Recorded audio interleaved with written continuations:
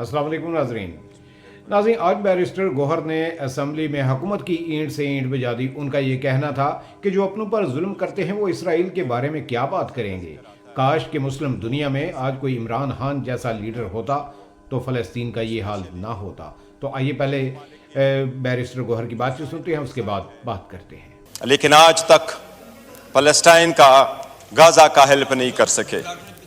जनाब स्पीकर, मैं मुख्तसर 2-3 चीज़ें गुजारिश कराऊंगा कि जनवरी में सीज़ फायर हो गया है और मार्च में वो कोलैप्स कर गया।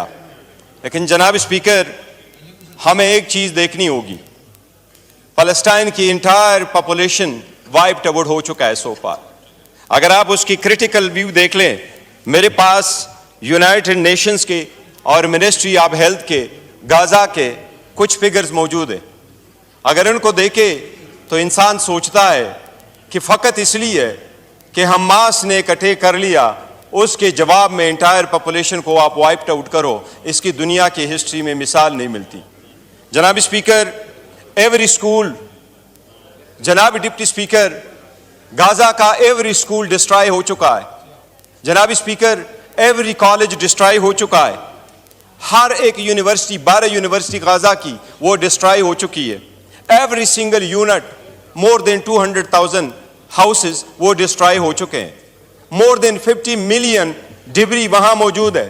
यूएन वाले कहते हैं यहाँ से डिबरी हटाओ तो इस पे 20 साल लगेंगे सिर्फ वो डिबरी हटाने का।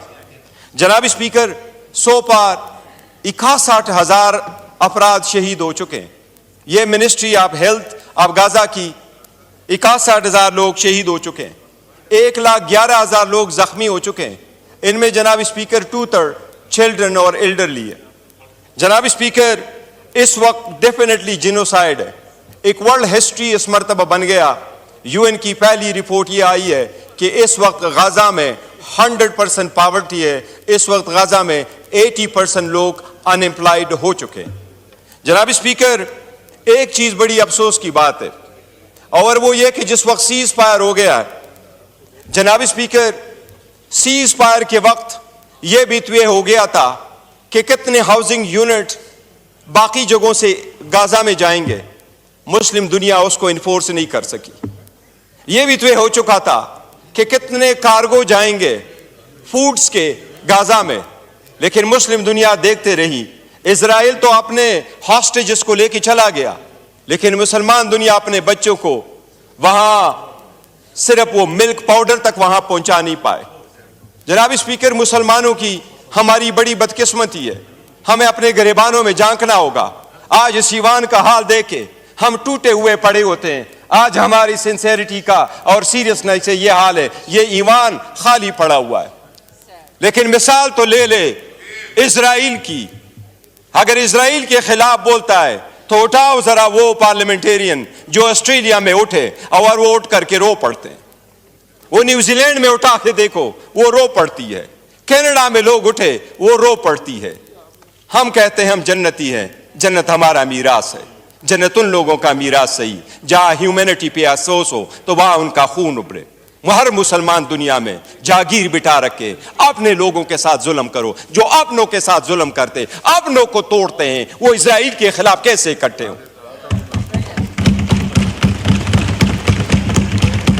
जनाब स्पीकर, मुस्लिम दुनिया एक काम नहीं कर सकी।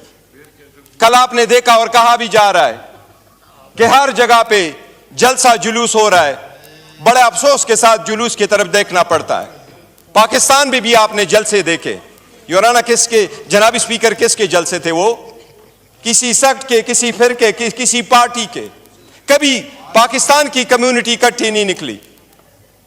अगर निकला है तो पीटीआई निकली है, निकला है तो जेयूआई निकली है, निकला है तो पीएमएलएन निकली है, निकला है कोई तो पीपल्स पार्टी निकली है। एक उम्मत बन के कोई बाहर नहीं निकला कि एक ही झंडा हो कि हम फलस्तीन के हक में इजराइल के खिलाफ खड़े होते हैं। डिवाइडेड है।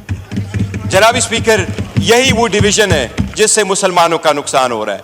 मैं कह रहा हूं ये वक्त है, ये हाउस भी रिजोल्यूशन पास करे। जनाब स्पीकर, हम चाहते हैं कि यूएन से मुतालिबा करे, OIC से मुतालिबा करे और हम चाहते हैं कि अरब लीग से मुतालिबा करे। बिकॉज एक चीज इस वक्त जो उमड़ रही है, ایک نیا آواز لگایا جا رہا ہے، اور وہ یہ کہ اب غزہ کے لوگوں کا تو غزہ کی زمین پہ بھی کوئی حق نہیں ہے. ان کو یہ کہا جاتا ہے زمین خالی کرو تاکہ ہم یہاں بڑے اچھے سے بیچز بنا لیں. جناب اسپیکر، اس کے خلاف دنیا کو متحد کرنا ہوگا. کاش کوئی خان جیسا کوئی لیڈر ہوتا جو 1 سال میں 3 OIC کانفرنسز کروا بیٹھتا. آج مسلمان بغیر لیڈر کے. جناب اسپیکر، یہ ہاؤس پرزور مطالبہ کرے انٹرنیشنل کمیونٹی سے اور مسلمانوں سے کہ اپنے بلاک کو مضبوط کر لو. فار گاڈ سیک، باقی چیزیں تو اپنی جگہ، لیکن انسانیت کی خاطر تو اکٹھے ہو جاؤ. تھینک یو جی. شکریہ جی. عطاء اللہ تارڑ صاحب، ریزولوشن. سر، ریزولوشن پریزنٹ کرنے سے پہلے میں ایسے چند معروضات اس ہاؤس کے سامنے رکھنا چاہتا ہوں.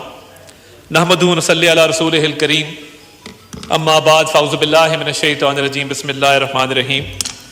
آج اس ہاؤس میں جب کارروائی کا آغاز ہوا تو ایک نعت شریف پڑھی گئی جس کے چند اشعار میں دہرانا چاہتا ہوں، کیونکہ یہ کئی دفعہ رجسٹر نہیں ہوتا.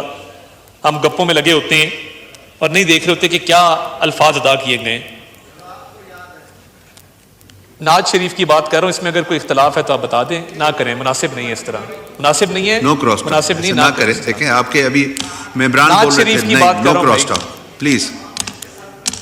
پلیز یہ سیریس لیں ہاؤس کو. پورے ریزولوشن آ رہا قد ہے سے اتنا جو کھڑا ہوں تو یہ تیرا ہے کرم، مجھ کو جھکنے نہیں دیتا ہے سہارا تیرا. ایک بار اور بھی طیبہ سے فلسطین میں آ، راہ تکتی ہے مسجد اقصیٰ تیرا. تو یہ جو نعت شریف کے یہ شعر پڑھے گئے، ان کا مفہوم کیا ہے، ان کا مقصد کیا ہے؟ یہ ہمیں معراج شریف کی یاد دلاتا ہے کہ اس بابرکت سفر کا آغاز بیت المقدس سے ہوا تھا اور مسجد اقصیٰ سے اس کا آغاز ہوا تھا. مقصد یہ ہے کہ آج وہ راہ تک رہی ہے مسجد اقصیٰ کہ جہاں پہ آج مظالم ڈھائے جا رہے ہیں. اور جب یہاں سے زندہ باد مرد آباد کے نعرے اٹھتے ہیں، میں سیاست کو اتنا مقدس نہیں سمجھتا کہ میں اپنے لیڈر کی تعظیم کروں اور کسی کے لیڈر کی آج تذلیل کروں اس ایشو کے اوپر، یا اپنی خوبیاں گناؤں یا آپ کی کمیاں کوتاہیاں گناؤں، یا میں کوئی ایسی سیاسی بات کروں جس سے یہ فلسطین کا ایشو ڈائلیوٹ ہو.